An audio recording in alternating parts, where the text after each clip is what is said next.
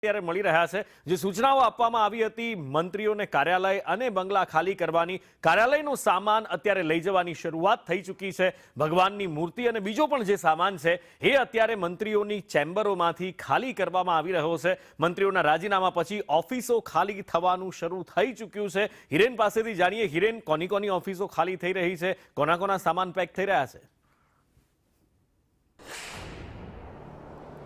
સ્વાભાવિક રીતે જે સૂચનાઓ આપવામાં આવી છે તે અંતર્ગત જેને ખબર જ છે કે મારે ફરીથી મંત્રી તરીકે રિપીટ નથી થવાનું એવા મંત્રીઓની ચેમ્બરો છે એમાંથી સામાન લઈ જવાની શરૂઆત કરી દેવામાં આવી છે રાજ્ય કક્ષામાંથી બચુભાઈ ખાબડ પ્રદેશ પ્રમુખ જગદીશ વિશ્વકર્મા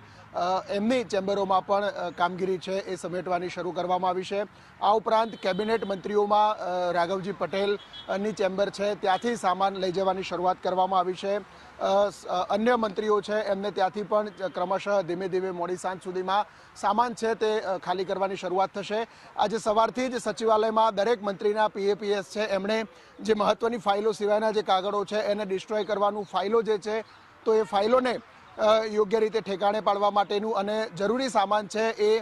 બાંધવા માટેની પ્રક્રિયાઓ શરૂ કરી દીધી હતી મંત્રાલયમાં રહેલો વધારાનો સામાન છે ક્યાંક આવેલી ગિફ્ટો છે ભગવાનના ફોટા મૂર્તિઓ વગેરે છે એ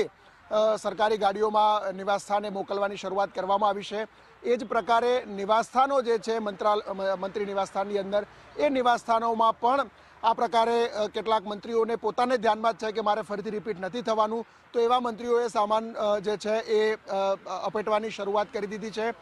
સચિવાલયમાંથી ઝડપ એટલા માટે કરવામાં આવી રહી છે કે નવા મંત્રીઓ શપથ લે તો એને બીજા જ દિવસે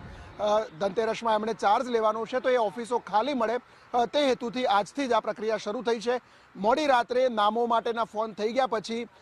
તમામ જે મંત્રીઓ રિપીટ નથી થવાના એની બે ઓફિસોની સાફ સફાઈ રાત્રે જ કરી દેવામાં આવશે જેથી કરી અને આવતીકાલે સાંજે નવા મંત્રીઓની ચેમ્બરો ફાળવી શકાય બિલકુલ એટલે આ વસ્તુ સ્પષ્ટ રીતે બતાવે છે કે નામ નક્કી થઈ